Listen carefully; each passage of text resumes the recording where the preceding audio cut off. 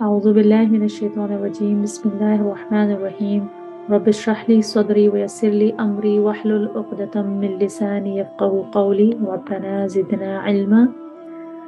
السلام عليكم ورحمة الله وبركاته۔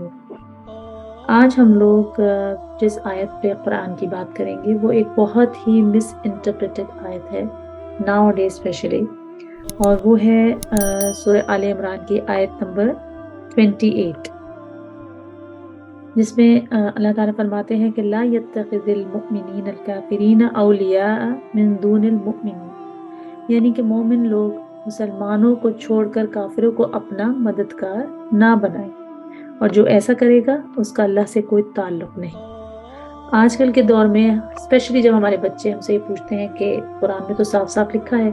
کہ مسلمانوں کو چھوڑ کے غیر مسلموں کو دوست نہ بناؤ، تو ان کو سمجھانے کے لیے پہلے تو ہمیں سمجھنا چاہیے کہ اولیاء کا ورڈ کا مطلب کیا ہے۔ اولیاء جو ایک ورڈ ہے یہ ولی کا جمع ہے، اور ولی واو لام یا کے روٹ ورڈ سے نکلا ہے۔ ولی کا مطلب ایسا دوست جو آپ کے مشکل میں کام آئے، یعنی کہ جس کو آپ مشکل میں پکارتے ہیں، جس سے آپ کو دلی محبت ہو، یعنی ایسا سمجھے کہ رشتہ داری کی حد تک دوستی، جو آپ کا غم گسار ہو اور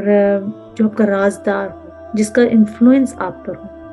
یہاں پہ صرف دوست نہیں کہا گیا، دوست کے لیے عربی میں ورڈز آتے ہیں یعنی حمیم، رفیق، خلیل وغیرہ، مگر ولی جو ہوتا ہے نا،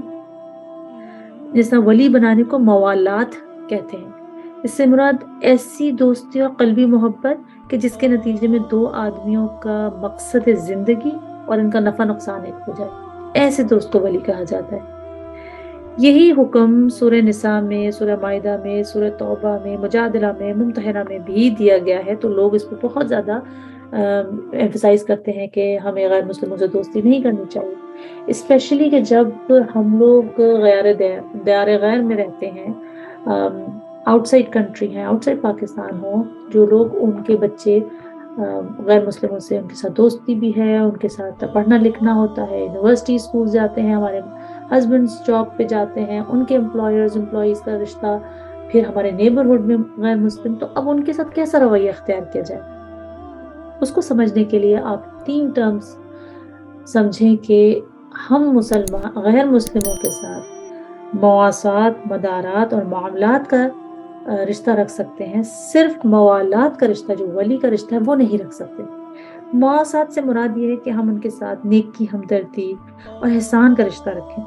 یعنی کہ آپ کو پتہ ہے کہ وہ تو انسان جانور کے ساتھ بھی یہی حکم ہے کہ ہمیں ان کے ساتھ نیکی، ہمدردی، احسان کا رشتہ ہونا چاہیے، اور غیر مسلموں کے ساتھ تو بلکہ زیادہ ہونا چاہیے۔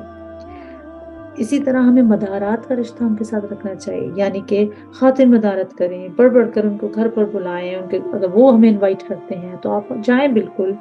آپ حضور صلی اللہ علیہ وسلم کی حیات طیبہ سے دیکھیں، فتح مکہ سے پہلے جب مکہ میں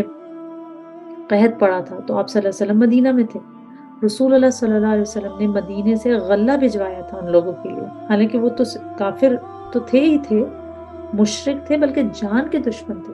مگر حضور صلی اللہ علیہ وسلم نے اس کے باوجود ان کو خاطر مدارت کی ان کی۔ اسی طرح ایک یہودی کا واقعہ بہت ہم لوگوں نے سنا ہے کہ ایک مرتبہ حضور صلی اللہ علیہ وسلم ان کے ہاں ایک یہودی نے قیام کیا، اور اس نے رات کو اتنا کھا لیا کہ اس کا پیٹ خراب ہو گیا، تو وہ بستر گندا کر کے صبح چلا گیا، مگر غلطی سے وہ اپنا زرہ یا تلوار بھول گیا۔ جب وہ واپس آیا لینے تو اس نے کیا دیکھا کہ حضور صلی اللہ علیہ وسلم اپنے ہاتھ سے بستر دھو رہے تھے، سبحان اللہ۔ تو یہ تھا آپ صلی اللہ علیہ وسلم کا معاملہ مشرکوں یعنی غیر مسلموں کے ساتھ۔ تو وہ اتنا امپریس ہوا اس چیز سے، وہ جو یہودی تھا، کہ اس نے اسلام قبول کر لیا۔ تو ہم اسی طرح ہمیں بھی غیر مسلموں کو بلکہ اور زیادہ اچھا معاملہ مدارات کرنا چاہیے کہ ہم ان کو تحفے بھجوائیں، عید بقرعید پہ ہم رمضان میں ان کو دعوت دیں، اور کوئی ایسا موقع نہ جانے دیں کہ ہم ان کو اپنے اسلام کی طرف لے کر آئیں۔ اسی طرح معاملات جو ہوتے ہیں ہمارے، تجارت کے معاملات، آفیسز کے، یونیورسٹی اسکول کے، تو ان معاملات میں بالکل ہم ان کے ساتھ تجارت کر سکتے ہیں، دوستی کر سکتے ہیں، اچھے تعلقات رکھ سکتے ہیں، گھومنے پھرنے جا سکتے ہیں، کھانا وانا کھا سکتے ہیں ان کے ساتھ۔ جو چیز منع ہے وہ ہے موالات، یعنی کہ ہم ان کو ایسا دوست نہ بنا دیں کہ ہم ان کی انفلوئنس میں آ جائیں،